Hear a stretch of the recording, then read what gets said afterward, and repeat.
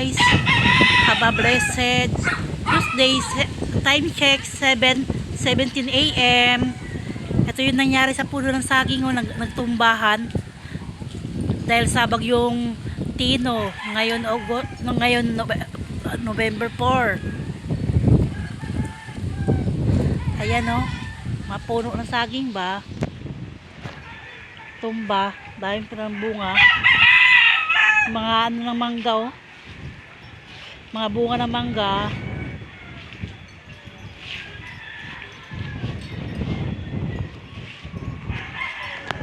Ayan mga puno ng saging na nagkatumbahan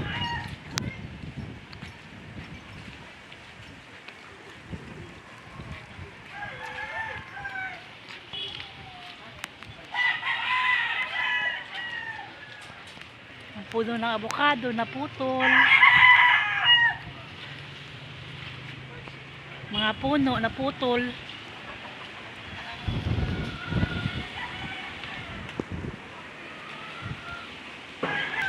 Lakas ng hangin,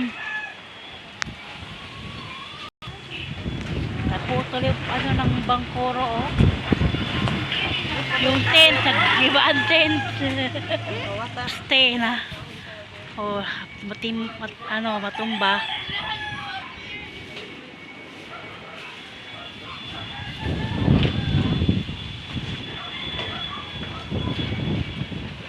Puno.